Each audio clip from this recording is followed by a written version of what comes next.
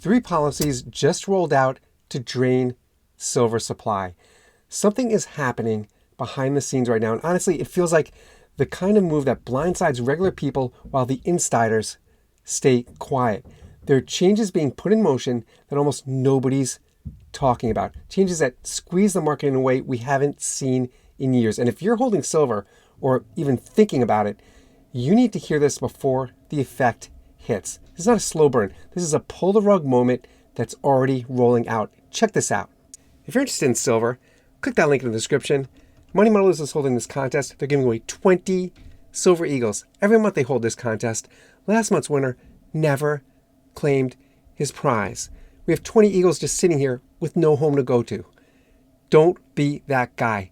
Click that link, be the next winner on that list, and take home that silver. Now, check this out. The first policy that's draining silver supply is the new set of export controls tightening how much silver can leave the country. You heard that right. These aren't headline grabbers, but they make the process slower, more complicated, and full of extra paperwork. Think of it like putting a kink in a garden hose. The water still comes out, but less of it and way slower. Refiners are dealing with more inspections, more documentation, and more verification delays at every step. That slows down the entire chain.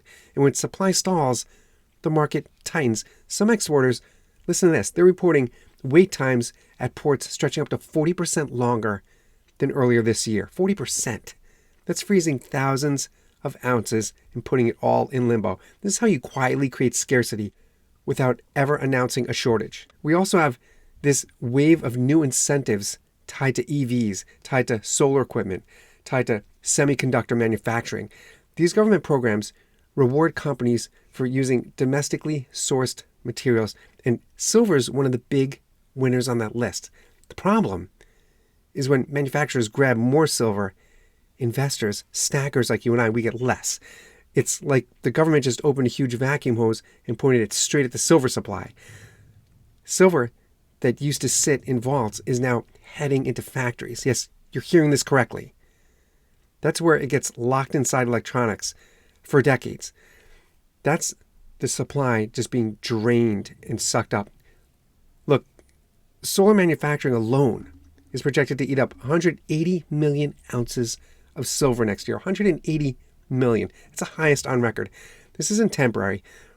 Once industrial demand ramps up, it doesn't let go.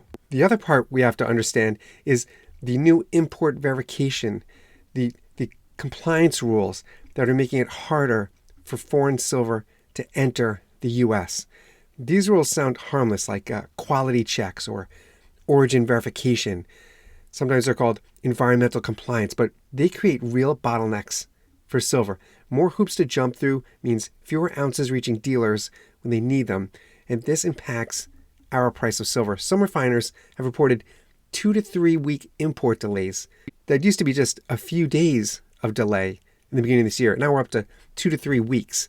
So when silver sits on ships or in warehouses instead of hitting the market, the available supply shrinks instantly. Well, get your own silver. Click that link in the description. Thank you, Money Metals Exchange, for sponsoring the channel. It's a great contest. Every month they're giving away 20 silver eagles. 20 eagles every month. Click that link. Be the next winner on that list. Take home that silver, and I'll see you on the next one.